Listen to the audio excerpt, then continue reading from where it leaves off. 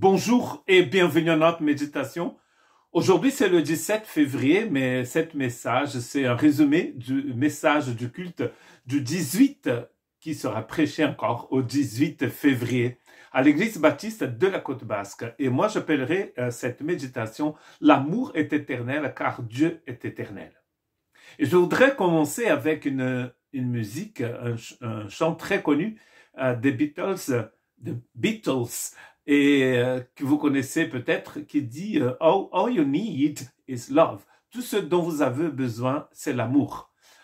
Et je vais vous lire juste une petite partie de ce chant de Beatles, qui est un chant composé par John Lennon en 1967.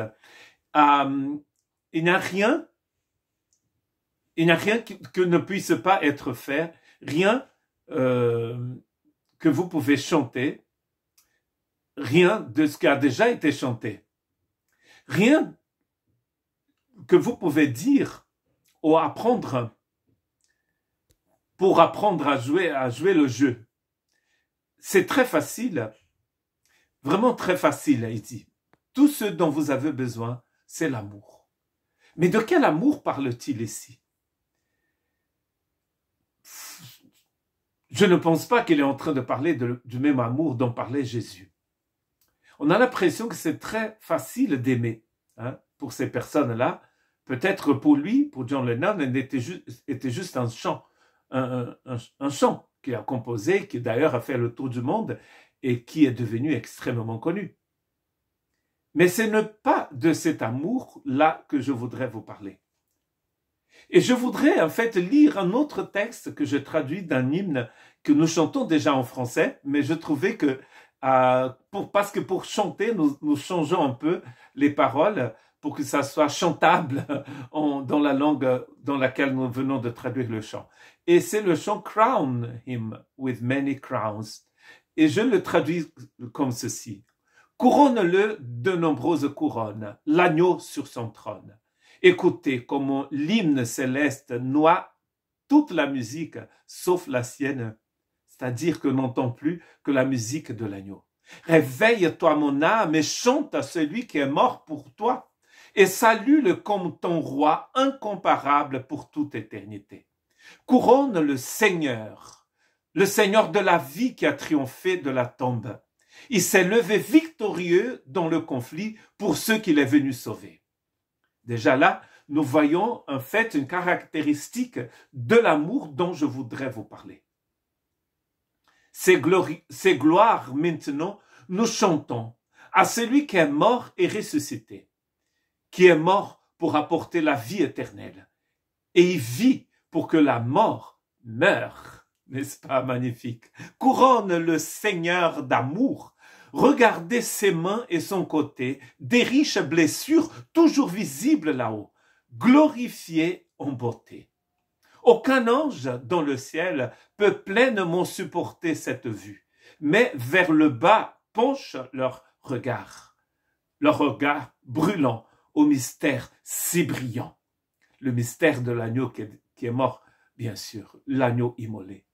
Couronne le Seigneur des années, le Pentétat du temps, créateur des sphères roulantes, ineffablement sublime, rédempteur. Tous rendent gloire au Rédempteur. Gloire, car tu es mort pour moi. Nous te louerons à jamais, nous te louerons pour toute l'éternité. N'est-ce pas beau ce chant? Le roi d'amour, le Rédempteur d'amour. Et c'est de cet amour dont je voudrais parler. Le mot pour cet amour-là, dans le Nouveau Testament, c'est le mot agapé. Cet amour, c'est généralement traduit comme un amour actif de Dieu pour son Fils Jésus.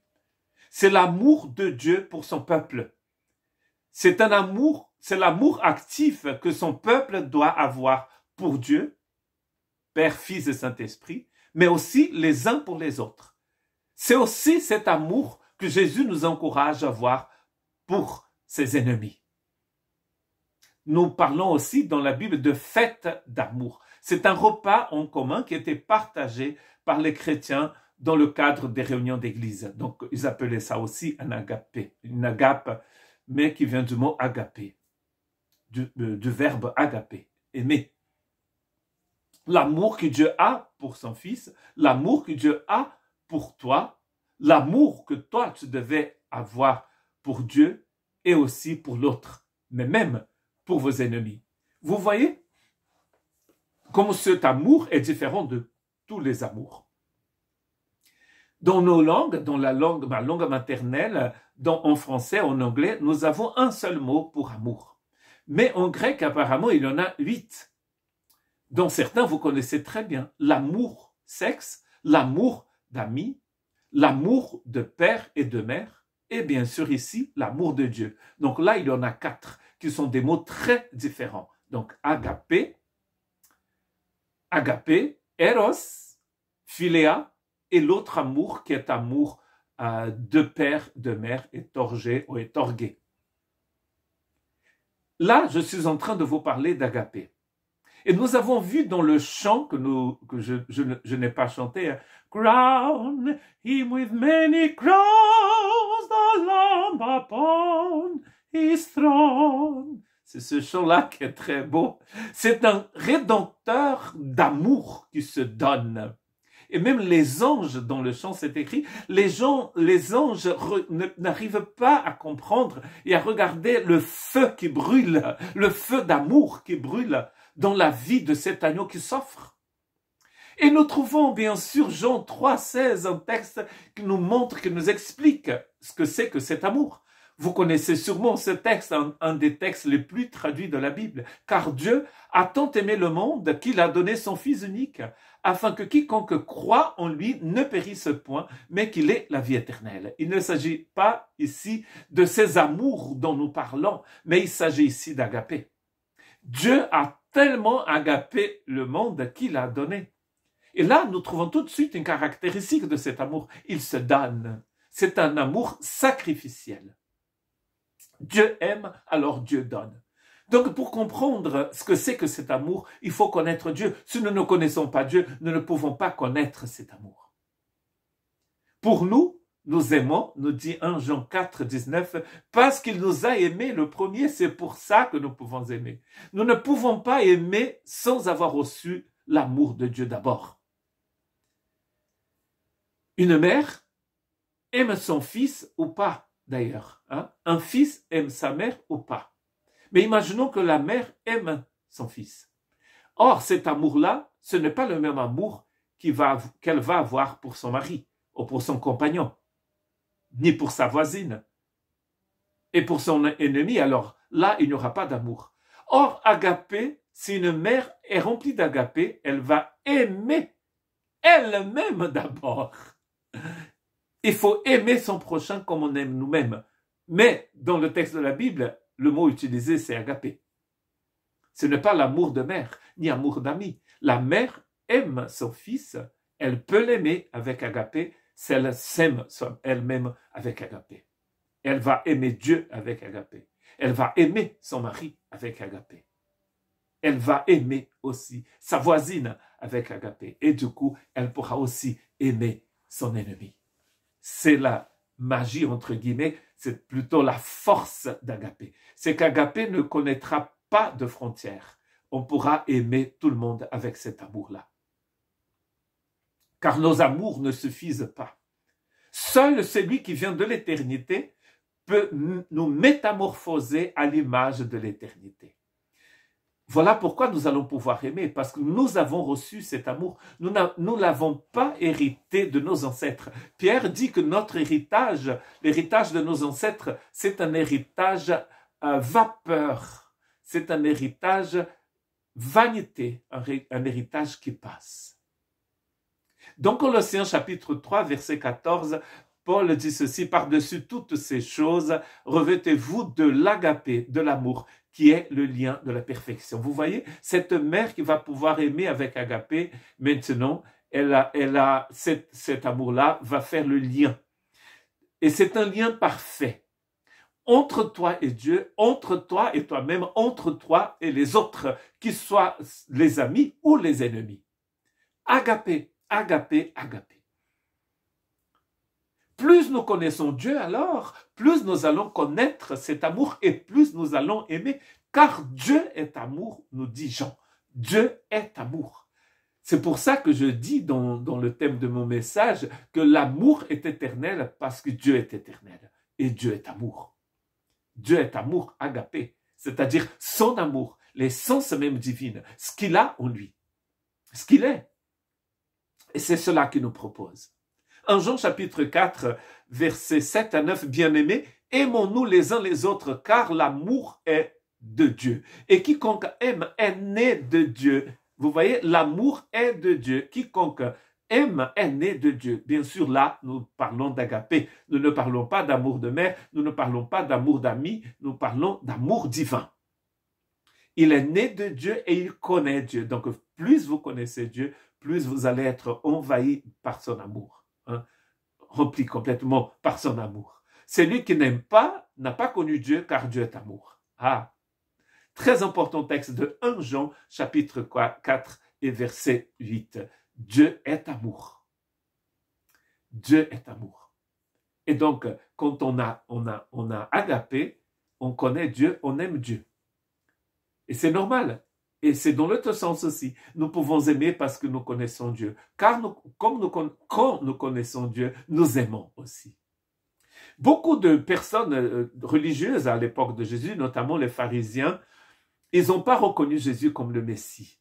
Et Jésus va nous expliquer dans Jean chapitre 5, verset 42, pourquoi eux, ces religieux-là, ne l'acceptaient pas. Et je vous rappelle que c'était les pharisiens et les gens du temple qui ont livré Jésus aux Romains. Eux-mêmes n'avaient pas le droit de crucifier Jésus, donc ils ont livré Jésus comme un bandit aux Romains, et c'est Pilate et les Romains et les soldats romains qui ont crucifié Jésus. Mais Jésus a été livré aux Romains par des religieux juifs qui étaient très jaloux de Jésus. Et Jésus va dire une chose très importante dans Jean chapitre 5, verset 42, qui est vrai aussi aujourd'hui. Il dit, « Mais je sais que vous n'avez point en vous l'amour de Dieu. » Vous n'avez point en vous l'amour de Dieu. C'est très intéressant de penser que Jésus disait ça à des religieux. C'est-à-dire qu'ils connaissaient la loi de Moïse, ils disaient qu'ils connaissaient Dieu, ils priaient même dans les temples, ils donnaient leurs dîmes dans leurs temples et dans les synagogues. Mais ils n'avaient pas l'amour de Dieu en eux. Quand Dieu, homme, Emmanuel est venu et quand il parle, ces gens prenaient des cailloux pour le lapider. Et à la fin, bien sûr, parce que c'était prévu, comme nous dit Pierre dans Actes chapitre 2, Jésus a été livré aux Romains et il a été crucifié sous Ponce Pilate, comme dit le credo. Comment avons-nous donc reçu cet amour ou comment quelqu'un peut-il recevoir l'amour de Dieu? Si vous avez l'amour de Dieu, comment vous l'avez reçu? C'est pas par vos ancêtres, parce que Pierre nous dit que l'héritage de vos ancêtres est complètement vapeur. Ça passe, ça sert à rien. Ça sert à quelque chose pour votre vie ici, mais pour votre vie spirituelle et invisible, celle qui est la vraie, ça ne sert à rien. C'est ce que Pierre nous dit. Et donc, il n'y a, selon les Écritures, qu'un seul moyen, une seule façon pour recevoir l'amour de Dieu. Et cela passe par la nouvelle naissance que Jésus appelle aussi la naissance d'en haut. Mais oui, c'est la seule façon. Et Romains 5,5 nous dit que notre espérance ne trompe pas, car l'amour de Dieu a été déversé dans notre cœur par le Saint-Esprit. Et celui qui n'a pas l'Esprit du Christ, nous dit Romains chapitre 8, verset 9, ne l'appartient pas. C'est-à-dire que quand nous recevons la vie de Dieu en nous, quand nous recevons la vie du Christ, quand nous recevons le Saint-Esprit, et ça c'est la même chose, dite 3 fois de manière différente, quand nous recevons Dieu en nous, nous recevons bien sûr son amour.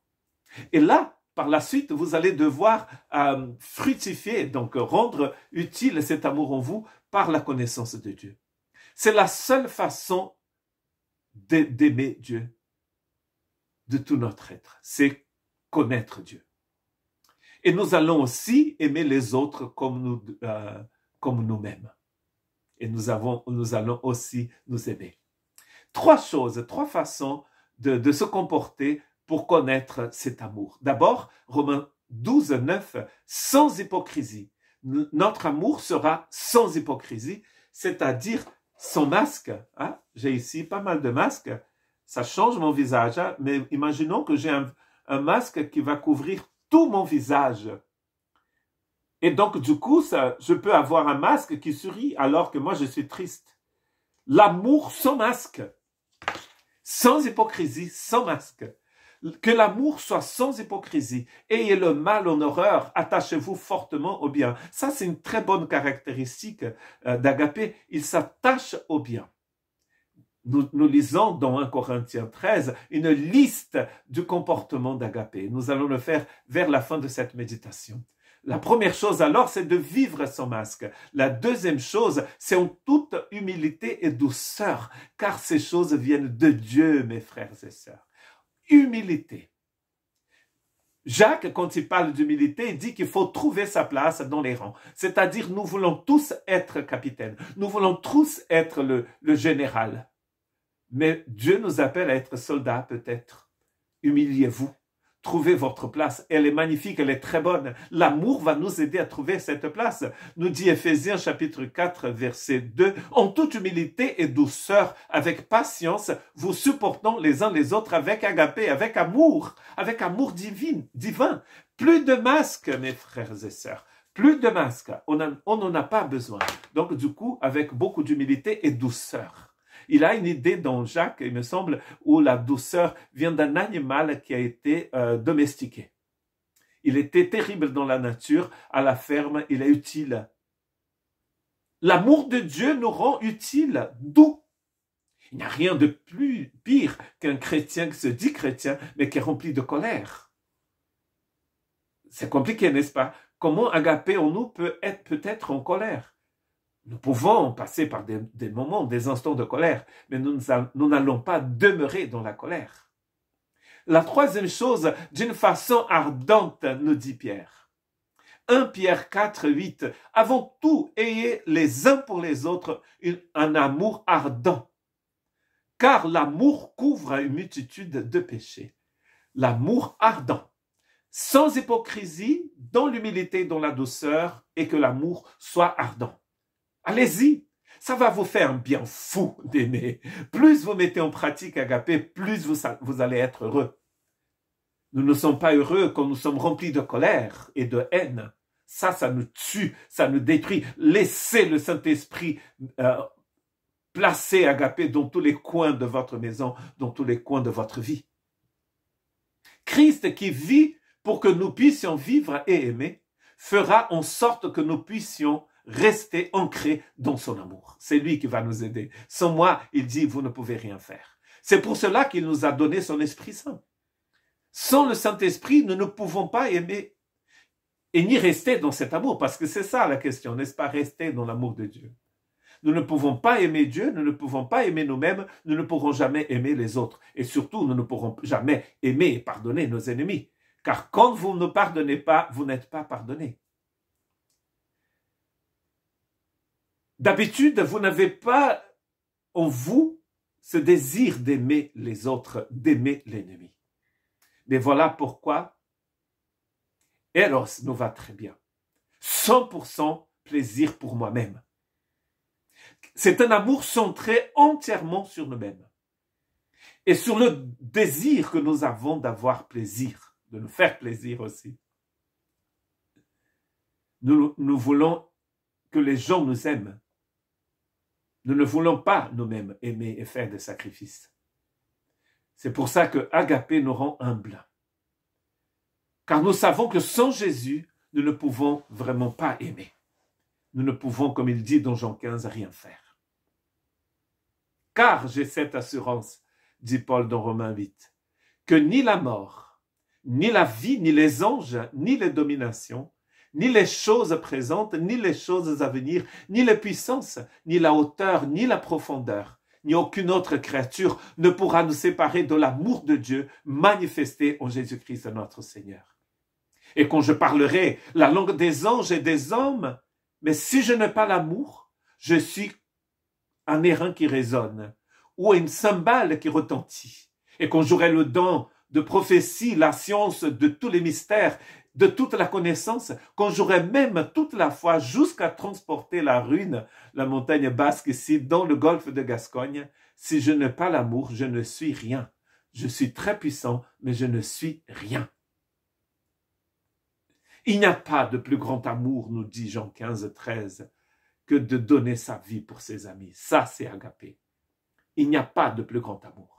Vous pensez peut-être que l'amour que vous avez connu avec la chanson des Beatles, c'était un grand amour. Oh, you need this love, love. Ça commence d'ailleurs comme ça. Love, love, love, love, love. Mais c'est pas cet amour-là. C'est un amour qui se donne. C'est l'amour de Dieu en toi. Et ce chant sublime que je chantais, que j'ai dit tout à l'heure, que j'ai cité tout à l'heure. Il nous dit, couronne le Seigneur d'amour. Regardez ses mains et son côté, des riches blessures toujours visibles là-haut, glorifiées en beauté. Mais aucun ange dans le ciel ne peut pleinement supporter cette vue. Même vers le bas, ils penchent leur regard, brûlant au mystère si brillant. Agapé, c'est une arme puissante qui écrase notre ego et fait naître en nous un désir de vivre pour l'éternité. Que Dieu vous bénisse.